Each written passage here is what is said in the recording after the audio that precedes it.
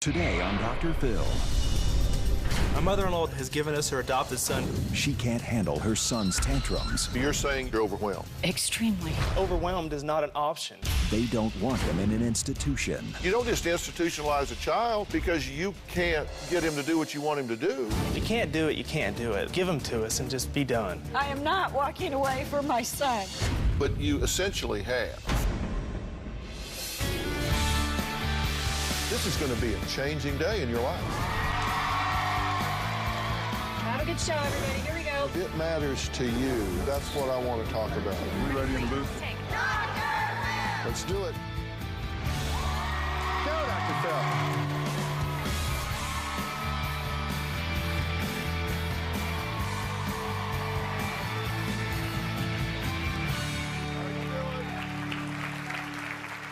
All right, now, this is going to be hard to imagine. We're talking about a situation where a mother would consider giving away her child. Now, she adopted a little boy 6 years ago, and now her family says that she wants to give him up. She doesn't see it that way, but that's how they see it. My mother-in-law, Donna, has given us her adopted son, Joe, and has no desire to take him back. Nick and Autumn feel that I am going to abandon Joe, and that is definitely not my plan. Donna is probably the most selfish person I've ever met. I can't believe that Donna could just walk away from her kid. It's her own kid. She's had this kid for 8 years. I can't even walk away from my dog. The most important thing is Joe and his well-being, so we just have to focus on that. It's heartbreaking to think that my mom could do this to a child, let alone to a child that she chose to adopt. Joseph has been in 3 psychiatric wards for his self-destructive behavior. Nick offered to take Joseph after a doctor had recommended he be institutionalized. We had to do everything we could to prevent that from happening. Joe is in a better situation at Nick and Autumn's house. Once Donna realized that we could control Joe, she was pretty much ready to be done. She needs to suck it up and be a mom. At this point, it is impossible for me to be able to work and to be there for Joe.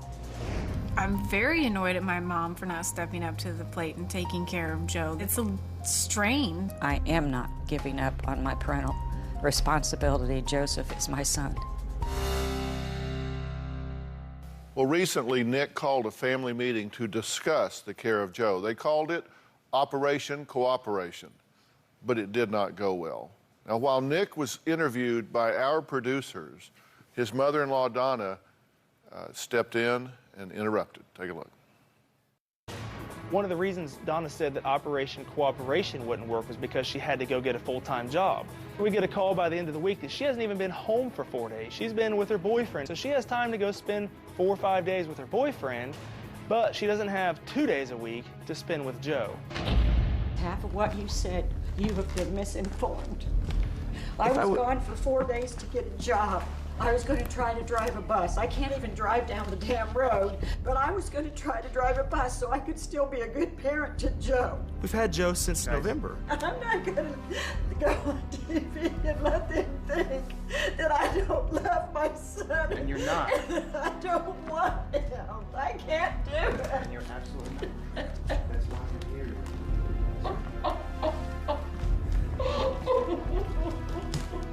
We've had Joe since November. If she wanted a full-time job that bad, she would have had a full-time job 4 months ago. I don't care if she likes me anymore, but she's gonna hear the truth. The truth either make you mad or set you free, so you see what happened to her. Well, Autumn and husband Nick now have 8-year-old Joe living with them. Donna is also here. She says Joe started misbehaving back in preschool. You deny what they're saying. They say that you are abandoning this child, that you are giving him up, that you have quit on him. And you say absolutely not. How is it absolutely not? You adopted this child. Joseph was 3 weeks old when he came into my life. He had not bonded with anybody. He had failure to thrive. He was lethargic. He was on an apnea monitor, and he was on medication. So you had him as a foster child? Yes, from 3 weeks old. Okay, and then you adopted him. Yes, Okay, do you see it any differently than if he was your biological child? If this was your biological child, would you be doing what you're doing right now? Yes, if one of my biological children were in that same position, I would allow this to happen. Why is he their job and not your job? He's not their job, he is mine. But they're doing your job. I was pushed in a corner. I am a single parent trying to raise this child by myself. Was not receiving any support, and I have to keep the utility bills on to be able to take care of Joseph and I. And so you're saying you just can't do it, you're overwhelmed? Extremely. Okay, what do you say about this, guys? I say raising a kid there's no option to be overwhelmed. They're your kid. You take care of them. You don't think I get overwhelmed? I don't think I've ever locked myself in the bathroom to get some quiet time. But you do what you have to do for your kid, no matter what. Overwhelmed is not an option. What do you say about this? This is your biological mother. Yes, this is. And what do you say about this? This is very, very hard to handle. She's my mom. I love my mom, and I love my little brother. But this is extremely draining on my marriage. I try to make my mom happy. I need to make my husband happy because I don't want to lose what we have. That's the most important thing. So I try to do everything I can to make everybody happy, and it's extremely difficult. You two, at least to us, have characterized her as just giving up, throwing her hands up, and abandoning this child to you. Is that how you see it? Yes, she'll say that she'll take him back and she'll take care of him, but then in the next breath she'll say that he's too much, he's too defiant, he's too big, he has too many anger issues, he has too many problems. Where is this headed? I don't want Joe to ever be locked up again. I don't want him to ever have to be put in an institution or be sent away again. He needs to be with his family. And you were getting ready to put him in an institution, correct? I was directed by his doctors to do that. The decision had not been made to do that. But that was your plan? Is that why you took him, to keep him from going to an institution? That's why I called. I knew if this kid went to this institution for 3 months, he was going to be ruined. You can't send a kid to an institution with 14, 15, 16-year-old kids and send an 8-year-old boy there and expect him to come back the same. So I called and said, what do we have to do to make this not happen? Bring him here, give him to me, I don't care. Do not send this kid there. You think the child is normal? I think he's normal. He's a normal 8-year-old boy. He's hyper, but what an 8-year-old boy is not active and hyper? How is he doing with you? How is he doing with you in y'all's home? He's a great kid. He's a loving, caring, he's polite. He loves to sit on the couch and just hang out with me. He loves the attention. Is that a surprise? No, he is an amazing, loving child, and he is very well-mannered. But when you're by yourself, you don't have other siblings in the house, his demands on me are every waking moment that I have. I have been in the bathtub and had him standing outside screaming, "Get out of the tub now." There was no place for me to go. There was no relief for me at all. Plus the financial struggles. Okay, but that's part of being a mother. I mean, you get that, right? Because Yes. you've been a mother. Yes. You've done that. Okay, all right, we're going to take a break here. Next, Donna has said she would take her son Joe back from her daughter and son-in-law. But when we come back, we're going to find out why Nick just simply doesn't believe her.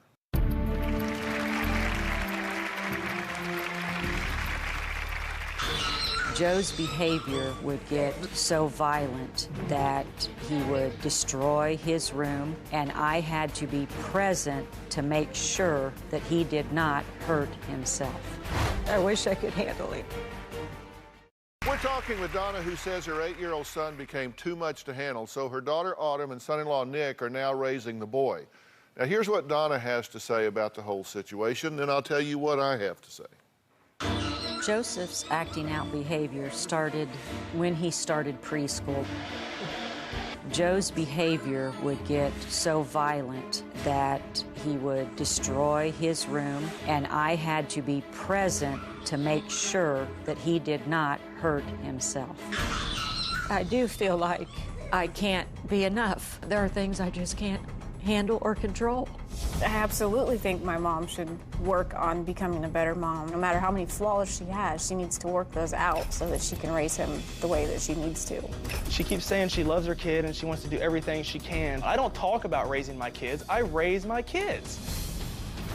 I have given my utmost for Joseph, but because of his behaviors and the fact that he's a 95-pound boy, it's getting extremely difficult. This isn't wrestling or the UFC. You can't get rid of your kids because they get out of your weight class. Joe is the child and my mom is the adult. She needs to take responsibility and get the help that she needs.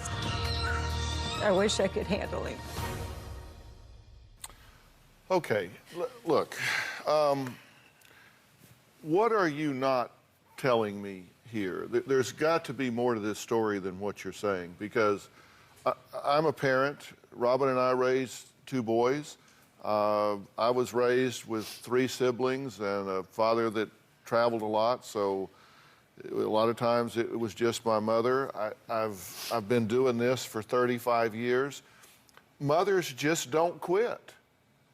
You know, to say, I can't do this anymore. There's something that I'm missing. Is this boy a wild, out-of-control renegade that you're afraid is going to kill you or hurt you? No. or set you on fire or kill your dog? Or what is there? Because I know that kids can get that way sometimes. Seriously, they can have all types of psychotic disorders in childhood that can make them a danger. But I don't believe that's what we're talking about here with this child, correct? Correct. I don't believe that at all. So what am I missing here? Because what it sounds like is like, you know, he just kind of wore you out and you said, that's enough. I'm going to go put him in a facility. You don't just institutionalize a child because you can't get him to do what you want him to do. He was not institutionalized for those reasons. He was institutionalized because he was out of control and was hurting himself, and at one point hurt me. Well, I asked you that, and you said no. It wasn't What was intentional. he out of control? Tell me about the out of control. He just simply did not want to do what I asked him to, and if I'm not mistaken, it was go to school. And when he made his mind up, he wasn't going, he wasn't going. No matter what. If I took away his television, if I took away his toys, if I took away everything he had, he still was not going. And he basically says, I don't care. And then he proceeded to tip over my couch, knock all the books on his bookshelves onto the floor, and start throwing things. And that would happen. It got to the point where it was happening. Well, those aren't desirable behaviors, but I mean, being a mother, that's a verb and a noun. And bringing a child into your home doesn't make you a mother any more than standing in the garage makes you a car. I mean, you got to decide what you're going to do, that this is a lifelong commitment here. And I understand if you're overwhelmed, but you get help.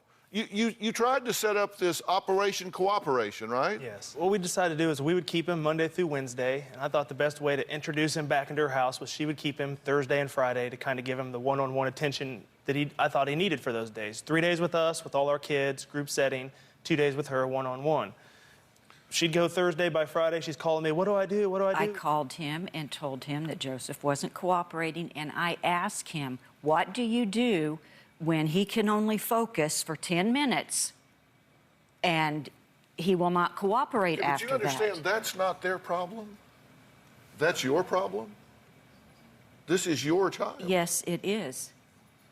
And I have been to school 5 times a week. School has taken him down to being there 2 hours a day.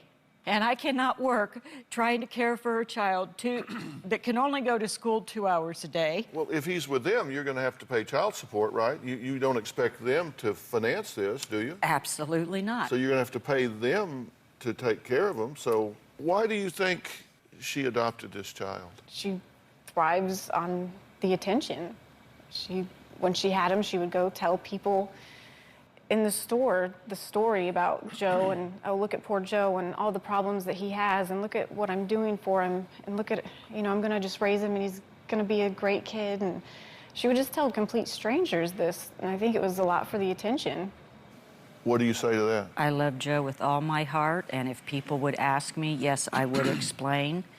And I don't understand, I kind of understand where they get the impression that I am just going to walk away from him. When we had our one meeting with my ex-husband there, and he kept telling me what a terrible parent I was and how much better he could do this, and I said, then do it. I said, if you think you can handle this, then do it.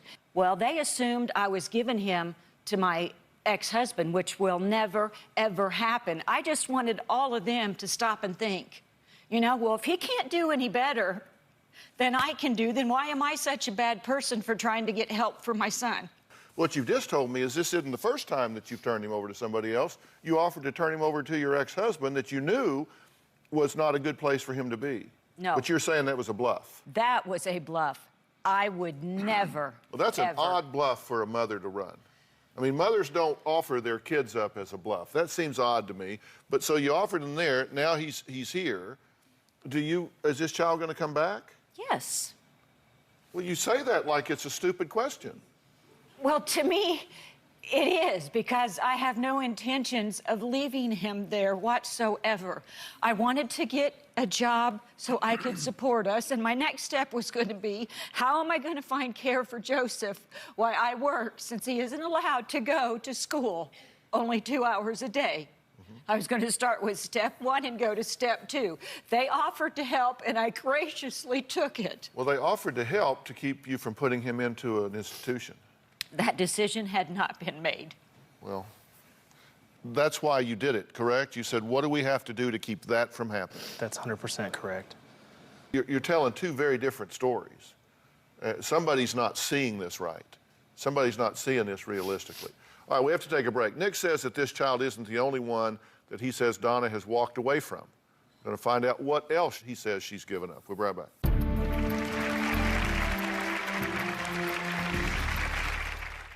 I'm talking with a family, part of which is outraged. Autumn and Nick say that Autumn's mother wants to walk away from her 8-year-old adopted son. Nick says her little boy isn't the only one his mother-in-law Donna has walked away from. So why do you say that? Well, I mean, before we took Joe, you really didn't even call us for 6 months. You didn't even remember my 2 little girls' birthdays. Yes, I did. I sent their gifts with their papa. So Both of them. September. Yeah, so instead of coming yourself, you sent them with their grandpa. And we called you that day to say, hey, you know, we're having a birthday party for Meadow. Would you like to come? Oh, I'm sorry, I have to go on a motorcycle ride today. I can't make it to my granddaughter's birthday. Already in when the telephone call was made. So the road doesn't come that way. You can't ride the motorcycle? I mean, the motorcycle ride, you could just ride the motorcycle to the birthday party. We were party. riding for an event. And the ride was beginning to start. Had I been informed of this the day before, I would have You didn't know when our daughter's birthday was? Yes, you didn't know it was that day? I didn't know that you were going to have a party. On her birthday. You didn't know we were going to have a birthday party You've had for our parties daughter. before, not on that same day. I've done the same thing. I would have been there. I was not informed until I was already in a situation that I could not walk away from. You never thought during the week, well, maybe I should call and see when that birthday party is so I can make sure that I'm not in this situation to where I can't make it. Okay, that would have been a good idea on my part, but unfortunately, we all have the bad habit of assuming, and I assumed you would call me. Just as you assumed when I left for 4 or 5 days that I was staying with a boyfriend. I was trying to get a CDL license to drive a bus so I could be available to be there for my son, plus try to have a job. But you just assume that that's what I did because nobody asked. See, you assume a lot of things. I mean, you don't think that I'm the one that has to go upstairs and hear this kid crying, that he wants his mother to come and pick him up. I'm not the one that has to go in the kitchen and see him crying. That, you know, why didn't she take me home? Why won't my mom take me home? And this is the first time you have ever told me that. You told me that it was better off if I did not come over and just show up because it was too difficult. You texted me and told me not to even call you because it was too difficult to talk about. I was trying to do what was best for Joe. Because you get him all riled up. Or you come over and you leave the car running and you come in and you know, he comes downstairs and he's like, where'd my mom go? She didn't even say goodbye. I left him after our meeting because I knew when I knew. left. That's the thing. You know, it's all I. What about I Joe, knew Joe, that Joe? he would sit and cry, and I cried all the way home as it was. What am I supposed to do? I'm here for Joe. I'm not So here am to I. make you happy. So am I'm I. here to worry about Joe. And at this point, all you needed to do was talk to me and let me know this was going on. If I knew my son was crying and asking for me, I would have been over there to pick him up.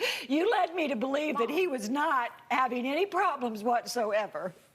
Joe asked you to take him home that one day you came over, and you told him it's not my weekend. For a half an hour, that child cried before I finally packed a bag and said, you have to take him. You are not leaving him like this. You came over and had him.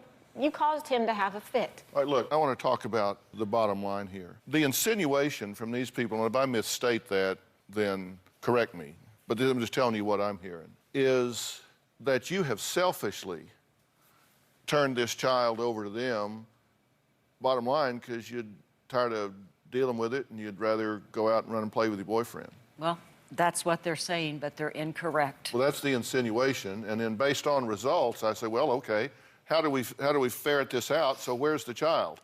Is he with you? No, he's with them. They say, well, you're not even involved with our children. Well, I was busy. I was up doing something else. Look, if you're done, then you need to say so. I can't walk away from Joseph. Well, but you essentially have. I am not walking away from my son. Okay, it's about priorities here.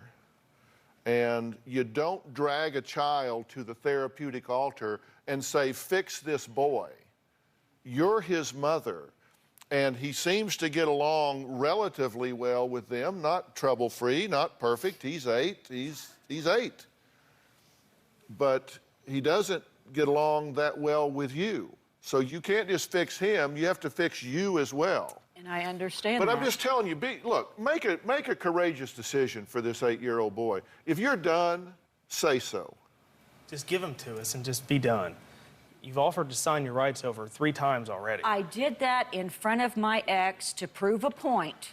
Okay, look, you need to quit using your children as a bargaining chip. That is inappropriate. That is inappropriate. You don't do that, okay? You don't do it to impact your ex. You just don't do that. So I'm asking you, are you done here?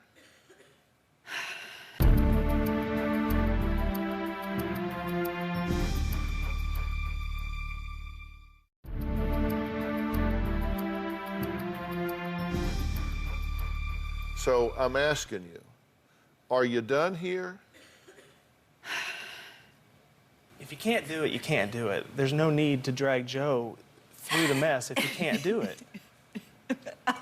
I love him, and I've given him everything I've had. I can't walk away from him. I just don't know what the right answers are right now. And I am worried. What am I going to do when he's 13 or 14 and he's towering over me?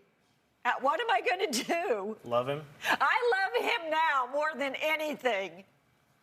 Okay, then what you have to do is decide you're going to find out what has to happen for you to be an appropriate parent for this child.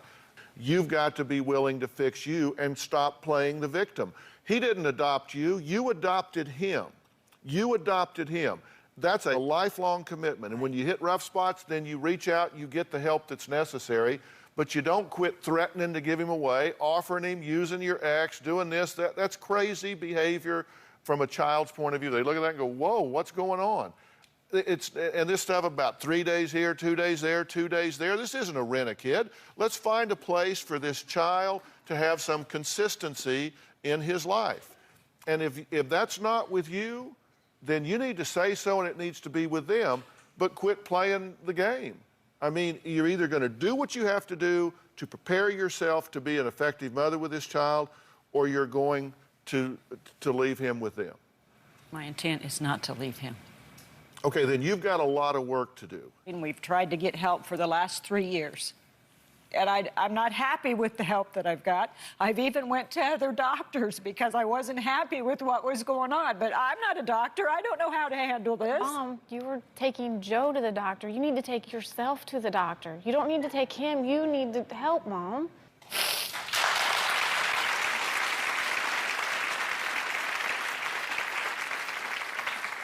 you don't know what to do here, and I'm willing to get you some help for this. But I'm not going to chase you down the street to do it. And every time I say something, you say, yeah, but, yeah, but, yeah, but, yeah, but I did that. Yeah, but we did this. Yeah, but I tried that. But, hell. You don't do it for a week or a month or a year. You do it until. You do it until you get it right. You do it until you get it effective. I'm just telling you the truth. I know what you want to hear. I know you're telling me the truth, and I understand it. When you have to decide whether it's best to take a bath or because your child won't, it doesn't happen. Joe's was a lot worse. That's called being a mother. Well, how can I go to the store when he refuses to get in the car? Yeah, that's called being a mother, but nobody understands that until they're dealing with that 24/7 with no help. Okay, well, I'm offering to provide you some help. But you're going to have to stop playing this drama queen victim and say, I will take the help and meet my responsibilities. You either want it or you don't. And if you don't, then I would suggest that you two move to terminate her parental rights and take this child as your own. If you're willing to take the help, then you need to get it and do it. Because frankly, I don't care about y'all's feelings. I care about the child here. That's the reason I agreed to do this story. I'm offering you the help. You haven't said yes one time that you would take it. That speaks volumes to me. And I understand. I've been trying to cooperate for the last 3 years with doctors. I know it's supposed to be for me, not for my son. I understand that. Apparently you don't. You still haven't said yes. I said I'm offering you help to prepare you to be an effective parent. Yeah, but for 3 years I've been doing this, So you don't want the help, okay? So why are you here? I will take the help, yes. Well, don't do me a favor. You say that like you're doing me a favor. Look, I'm going to go home today same as I did yesterday. This isn't for me, it's for you. Thank you, and I would like to try that. No, you don't try it, you do it. Well, I tell you what, I accept your acceptance of that. Seriously, I accept your acceptance of that. I want to get you some help so you have some confidence that you can handle this. And y'all are going to have to be cooperating in that. And Joe needs to stay right where he is until we get some traction on the other side. That sounds great. Fair enough? That's fair. Sounds good. All right, next we're going to talk to a mom who's gotten through these years. She's now got a teenage daughter. And she says that daughter is just throwing her life away. Says she's doing it by turning her back on her dreams of becoming a beauty queen. We'll be right back.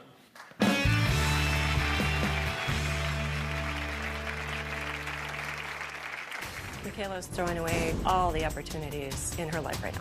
My name is Michaela. I love acting, and I would one day like to perform on Broadway. I'm almost 18. She's gonna have to loosen the leash a little bit on me. She doesn't want to do anything. Nothing.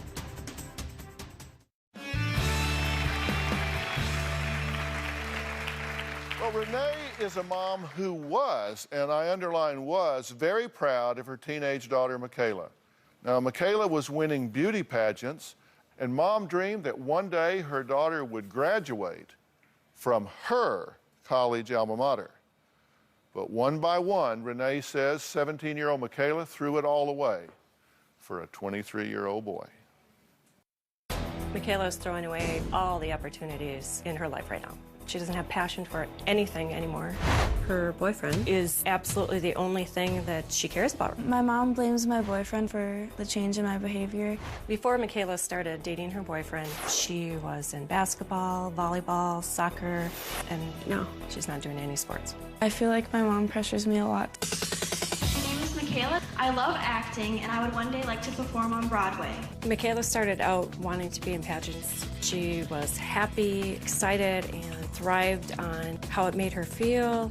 I've never really been like enthusiastic over pageants. I signed up because my mom wanted me to. She was excited to be in the pageant for Miss Teen Minnesota. Then all of a sudden she quit the pageant. I'm almost 18. She's gonna have to loosen the leash a little bit on me and let me make my own decisions. She can do whatever she wants right now, but she doesn't want to do anything. Nothing. Well, when Michaela and her mom fight, well, it just gets ugly. I've had to call the police on several occasions to have Michaela come home. In all the incidents, she knew where I was. There's been a couple times where she hasn't come home for days. I was at my boyfriend's. Michaela's obsession with this boyfriend has taken it to the point where she is lying to me on a daily basis. Or there's times where she's gotten really angry and she'll be like screaming at me. One of the times when the police had to bring her home, she pushed by me. I grabbed her by the back of the hair. And I caught myself on my elbow on the stair. And pulled her back down. I was like, enough. I'm absolutely lost, desperate, and don't know what else to do. Okay. Were you listening to what your mother was just saying? She just wants me to live her dreams. Like, I'm still in sports. I'm going to be in lacrosse in March. And she just wants me to live the life that she wants for me, not what I want. Yeah. She wants me to go to her college. I don't want to go to college there. You want to go to college? Yeah, I do. Yeah. But just not at the same college she went to. She told me that she wants me to go to college there and that she knows I'm going to end up with a professional athlete, like a hockey player, and that we're going to end up getting married and he's going to be rich and I'll never have to work a day in my life. Okay, do you want to hear what I actually told her? That's what she said. What I was trying to get through to her is, first of all, suggested my college because it's close to home. She didn't want to go there. She didn't let me apply to any other college. And that's not true. You either let her apply to one college or you didn't. Now, that's not a matter of opinion. That's a fact, true? She wrote my application letter. She wrote the application letter, which she threw up in your face later, and you said, no, it isn't me, you're the one that wrote it. But who's telling the truth? One of you's lying, somebody confess, and then we'll move on. Okay. I have the application. Is this confession? Yes. Okay. I have the application letter that she wrote. She asked me to write one. I did. She rewrote it. All said, different. Look at it and you know, make the grammar corrections. Mine was maybe a page. Hers was like 3 pages front and back. This is the bottom line. I am desperate here because I have tried anything and everything right now to get her on the right track. She is ruining her life by throwing away all the opportunities that I worked really hard to present her. Well, but that's not exactly true. She's saying these are your dreams. These are your dreams, that you want her to go to your college because you went there. You want her to date a hockey player. You want her to go to beauty pageants. You want. And she's saying that's not what she wants. Now, she might have wanted that at one time, but she doesn't now. And your theory is, well, no, what she wants is this 23-year-old boy. Well, absolutely. And that's just it. And I am scared and I'm desperate because I have tried anything and everything to just get her to have some compassion about anything. And I'm trying to present that to her. Yeah. No, you're trying to dictate it to her. No, it's two very different things. But I'm just telling you the truth. You're choosing a behavior that is pushing her towards him and creating rebellion. Okay? How's this going for you so far? I don't know. Well, it's your turn. Because I got a reality lesson for you as well. So I'm going to tell you what I think when we come back.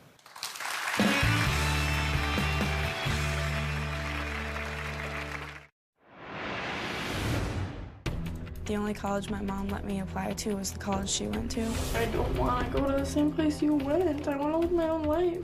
I have the letter you wrote. You wrote it! And you had me type it. Stop lying. Renee says her teenage daughter is just throwing her life away. Says she's quit beauty pageants, she's quit sports, and even a chance to attend a good college. Good being yours. But what do you say about this? She wants all the things that either she didn't do when she was younger, she wants me to do them now, or like the experiences she had, she wants me to have the same ones, because she dated hockey players in college. Your problem with her is that she defines success differently than you do. Do you like beauty pageants? Not really. Okay, so you're not doing them anymore. Yeah. No problem. Are you in love with this boy? Yeah. Why is he dating a 17-year-old if he's 23? I didn't know he was 23, and he didn't know my age when we met. And we just got along really well and started talking from there, and eventually we, learned each other's ages, but it kind of didn't matter at that point, I guess. Yeah.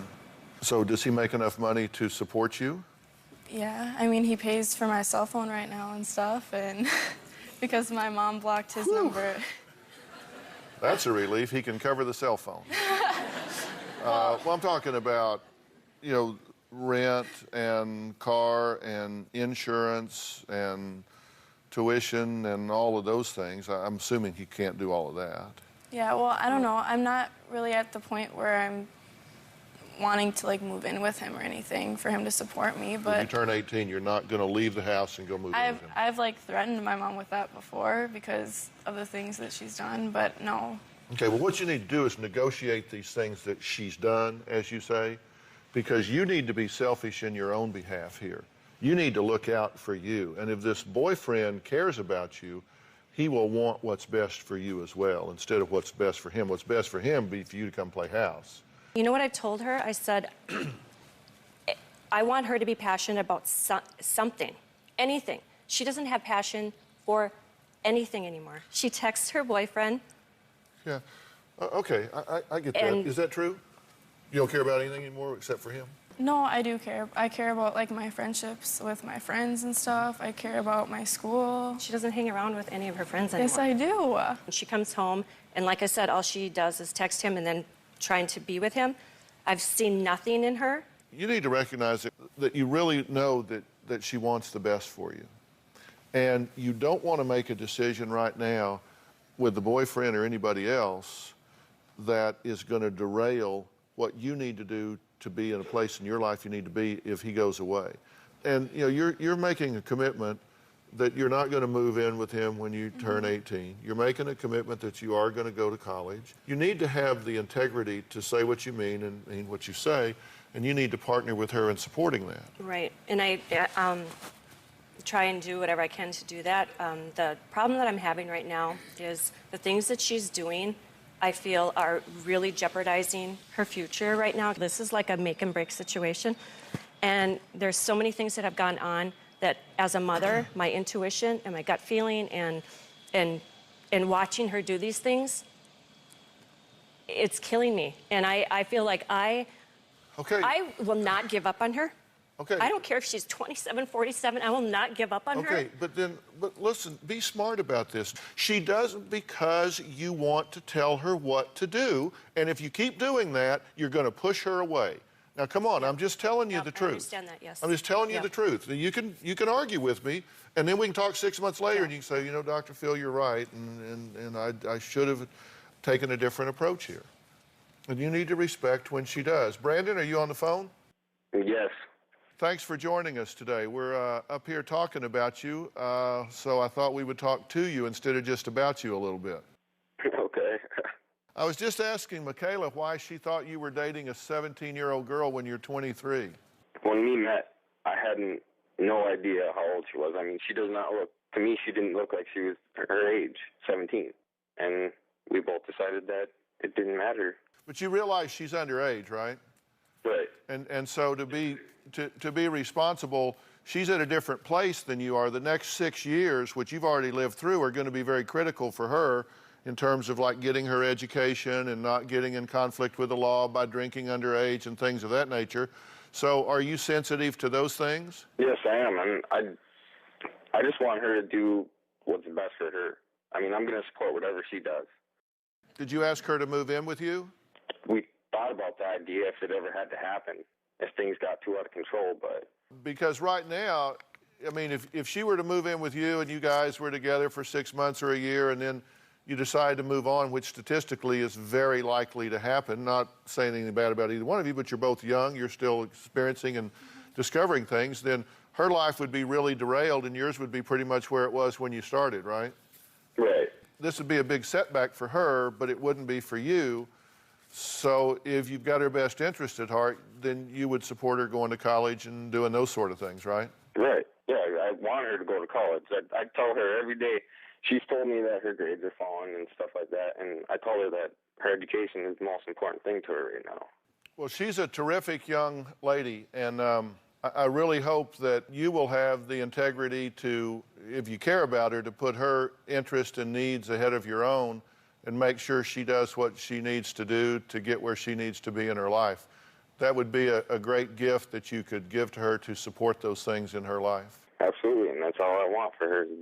I want the best for her. I mean, going to school, that's what she wants to do. She tells me that's what she wants. Because he said that whatever college she goes to, he'll just move. Well, and maybe he will. That's not your business. Brandon, thank you. We'll be right back.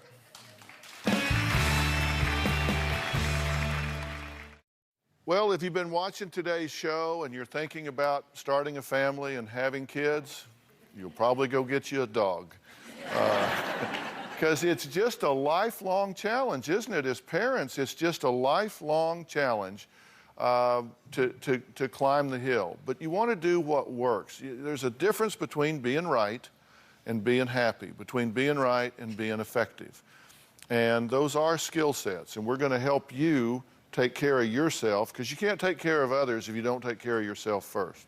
So we're going to start there, okay? And you deserve that, and you need that, and it's time somebody stepped up and said, you know, let me help out here. And so, you know, we're certainly going to do that. I want to thank all of my guests today, particularly you two for being honest about this, and y'all need each other right now. This is a time to close ranks, not butt heads.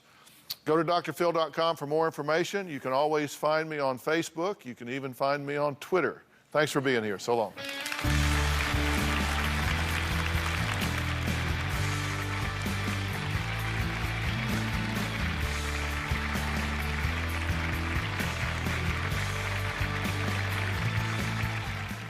Bounce, bounce, all the girlies bounce. Take 'em to my house. Turn the party out.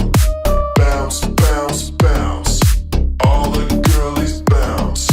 Take 'em to my house. Turn the party out. You warned me 1,000 times. Memories can kill ya, but I didn't hear ya. I thought that I could fly, but woke up on the asphalt. I swear there was the last time. I've always been naive. Call it